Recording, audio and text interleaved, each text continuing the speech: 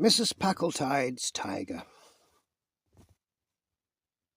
It was Mrs. Packletide's pleasure and intention that she should shoot a tiger.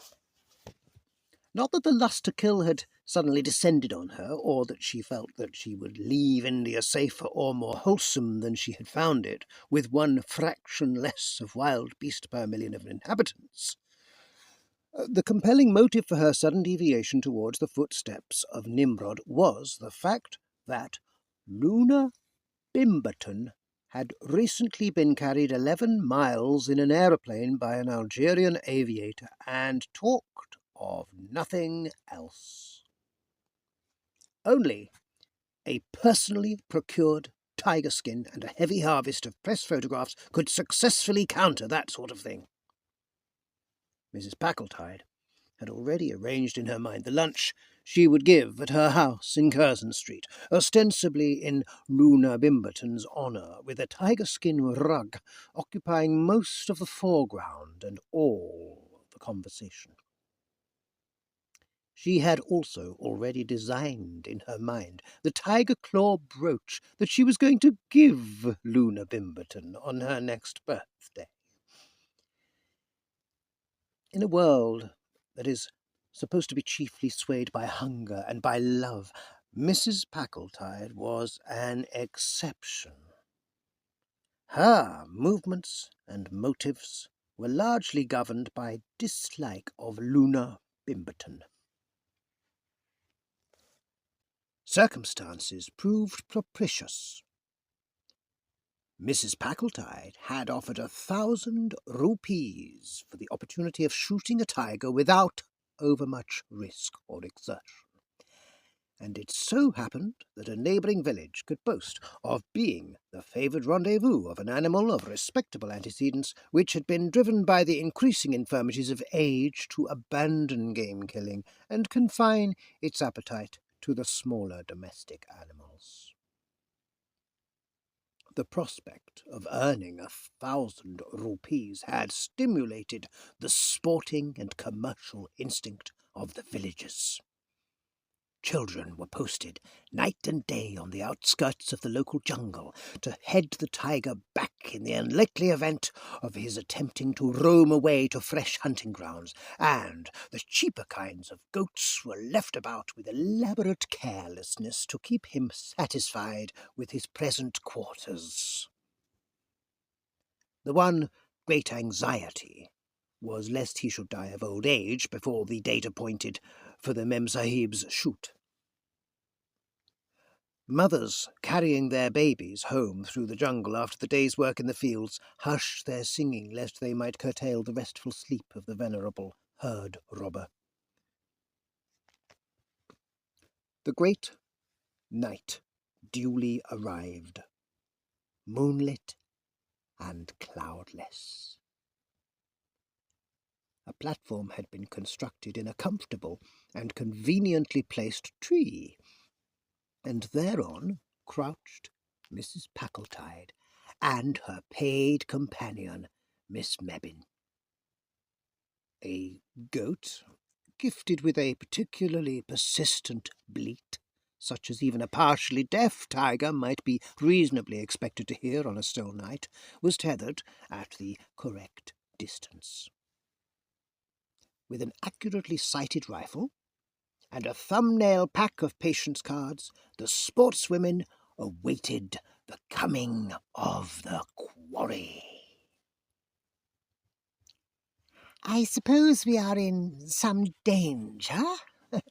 said Miss Mebbin.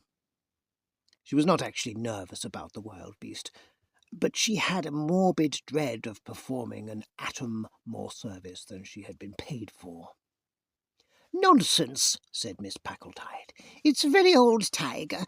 It couldn't spring up here even if it wanted to." "If it's an old tiger, I think you ought to get it cheaper. 1,000 rupees is a lot of money." Louisa Mebbin adopted a protective elder sister attitude towards money in general, irrespective of nationality or denomination. Her energetic intervention had saved many a rouble from dissipating itself in tips in some Moscow hotel, and francs and centimes clung to her instinctively under circumstances which would have driven them headlong from less sympathetic hands. Her speculations as to the market depreciation of tiger remnants were cut short by the appearance on the scene of the animal itself. As soon as it caught sight of the tethered goat, it lay flat on the earth, seemingly less from a desire to take advantage of all available cover than for the purpose of snatching a short rest before commencing the ground attack. "I believe it's ill," said Louisa Mebbin, loudly in Hindustani, for the benefit of the village headman, who was in ambush in a neighbouring tree. "Hush!" said Mrs. Packletide, and at that moment the tiger commenced ambling towards its victim. Now, urged Miss Mebbin with some excitement, "if he doesn't touch the goat, we needn't pay for it." The bait was an extra. The rifle flashed out with a loud report, and the great tawny beast sprang to one side and then rolled over in the stillness of death. In a moment, a crowd of excited natives had swarmed onto the scene, and their shouting speedily carried the glad news to the village, where a thumping of tom-toms took up the chorus of triumph. And their triumphant rejoicing found a ready echo in the heart of Mrs. Packletide. Already that luncheon party in Curzon Street seemed immeasurably nearer. It was Louisa Mebbin who drew attention to the fact that the goat was in death throes from a mortal bullet wound, while no trace of the rifle's deadly work could be found on the tiger. Evidently, the wrong animal had been hit, and the beast of prey had succumbed to heart failure, caused by the sudden report of the rifle, accelerated by senile decay. Mrs. Packletide was pardonably annoyed at the discovery, but at any rate she was the possessor of a dead tiger, and the villagers, anxious for their 1,000 rupees, gladly connived at the fiction that she had shot the beast. And Miss Mebbin was a paid companion. Therefore did Mrs. Packletide face the cameras with a light heart, and her pictured fame reached from the pages of the Texas Weekly Snapshot to the illustrated Monday supplement of the Novoye Vremya. As for Luna Bimberton, she refused to look at an illustrated paper for weeks, and her letter of thanks for the gift of a tiger claw brooch was a model of repressed emotions. The luncheon party she declined. There are limits beyond which repressed emotions become dangerous. From Curzon Street, the tiger skin rug travelled down to the manor house, and was duly inspected and admired by the county, and it seemed a fitting and appropriate thing when Mrs. Packletide went to the county costume ball in the character of Diana. She refused to fall in, however, with Clovis's tempting suggestion of a primeval dance party, at which everyone would wear the skins of beasts they had recently slain.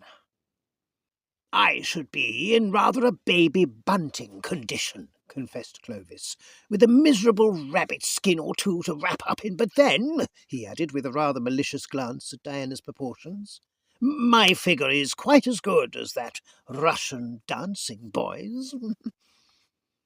"How amused everyone would be if they knew what really happened," said Louise Mebbin a few days after the ball. "What do you mean?" asked Mrs. Packletide quickly. "How you shot the goat and frightened the tiger to death," said Miss Mebbin, with her disagreeably pleasant laugh. "No one would believe it," said Mrs. Packletide, her face changing colour as rapidly as though it were going through a book of patterns before post-time. "Luna Bimberton would," said Miss Mebbin. Mrs. Packletide's face settled on an unbecoming shade of greenish white. "You surely wouldn't give me away," she said. "I've seen a weekend cottage near Dorking that I should rather like to buy," said Miss Mebbin with seeming irrelevance. 680 freehold. Quite a bargain. Only I don't happen to have the money." Louisa Mebbin's pretty weekend cottage, christened by her Les Fauves, and gay in summertime with its garden borders of tiger lilies, is the wonder and admiration of her friends. "It is a marvel how Louisa manages to do it," is the general verdict. Mrs. Packletide indulges in no more big game shooting. "The incidental expenses are so heavy," she confides to inquiring friends.